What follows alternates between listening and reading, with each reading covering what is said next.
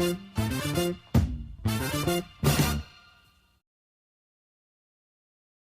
good morning, good afternoon, and good evening po sa ating lahat. This is Coach Malvin Leano of IMG for International Marketing Group. And Merry Christmas! Bare months na, no? Today is September 1, 2021. So, sumilip na po si Mr. Jose Marichan.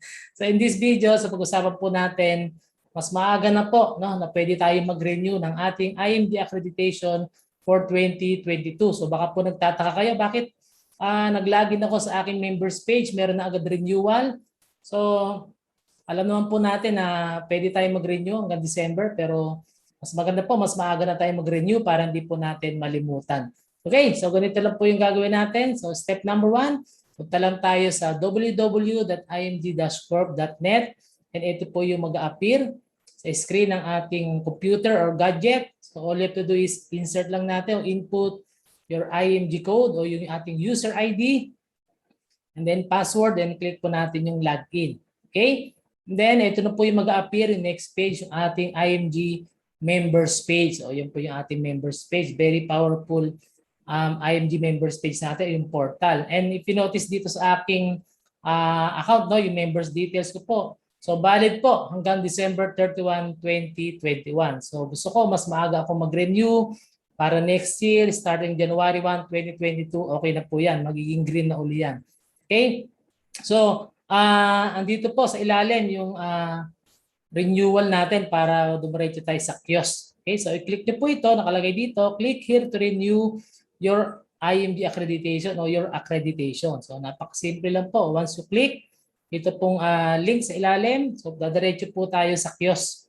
Okay? So, yan po. So, piliin po natin yung year 2022, then lagay niyo po yung, hanapin niyo po yung IMG code niyo o ilagay niyo po yung IMG code niyo diyan. Then yan po yung 15, naka-default na po yan na 15 mo. Po ano yung ating accreditation, especially kung mga matatagal na po tayong member ng IMG. So i-click natin yung next. So ito po yung next na mag-a-appear. So lagay po natin yung details natin dito, yung email address, ilagay po natin at marami pong option para makapag-renew. Pwede pong through credit card, pwede po debit card, via banknet, Nuracash bills payment, BDO bills payment, Palawan Express, pwede po through remittance, bank deposit, bank transfer, and pwede pong magbayad tayo sa mga IMG cashier po natin. Pero yung gagawin ko po ngayon, yung pinakamabilis, yung pong Nuracash bills payment. So ito po yung isang mabilis sa transaction natin sa IMG ngayon. Ano? Okay, by the way, kung di niyo pa po alam ang IMG o ano po yung mga benefits, kung gusto niyo po malaman mga benefits ng isang IMG, so i-click niyo lang po yung link na lalabas po sa taas. So makikita niyo po diyan yung mga benefits po the minute na nag-member tayo sa IMG. So yun po. So marami tayong option, may mga instructions po diyan kung paano natin matatapos yung ating payment na 1,500. So at this point, Nuracash bills payment po yung gagawin ko. Okay? So once na i-click ko po yung Nuracash bills payment, so yan po, i-fill out lang po natin itong portion na to, yung ating information o address. And then i-click po natin itong Nuracash bills payment. Then click po yung next. So ito po yung next na mag-a-appear. So merong 3 box dito na kailangan natin i-check na naintindihan po natin yung transaction na gagawin natin at tama po yung mga input na details na nilagay po natin. Okay, so once na click po natin itong next, yung submit button. A few moments later. So in less than 10 minutes po. In less than 10 minutes po, tingnan niyo po, maglalagin po ako ngayon. Okay, again, today is September 1. In less than 10 minutes po using the Nuracash bills payment. So ito na po yung mangyayari sa aking members page. So updated na po agad. Ayan po, color green na.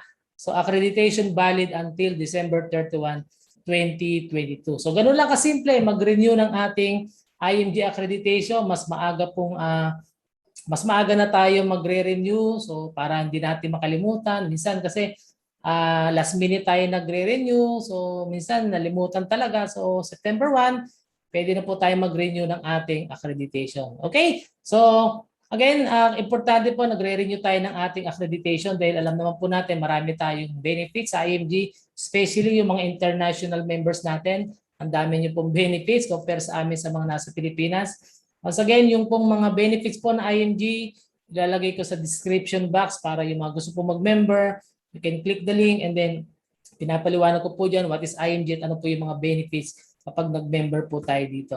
Okay, so ito po yung ating IMG dashboard. So para makita po natin lahat ng mga benefits natin as a member, kailangan po natin mag-renew or else pag hindi po tayo nakapag-renew, dalawa lang po yung makikita natin sa ating dashboard, yung ating portfolio, which is yung ating mutual fund investment sa Soldibo at yung Nurakas. So ito po yung e-wallet ng IMG. Pero kung magre-renew po tayo, 1,500 lang po, lahat ng members all over the world, ganito po yung ating makikita sa ating dashboard or sa ating members page. Okay, so I hope nakatulong po itong video na to. Inagahan ko talaga mag-create ng video tutorials para marami pong ma-inform ng mga members natin all over the world. At i-share niyo po ito sa mga kasama natin na IMG members, no? Lalo na po yung mga nasa malalayo, i-share niyo lang po itong video na to para ma-educate po natin sila kung paano lang po mag-renew ng ating accreditation for 2022. Once again, this is Coach Malvin Leano. Good morning, good afternoon, and good evening at mag-ingat po tayong lahat. Thank you. God bless us all.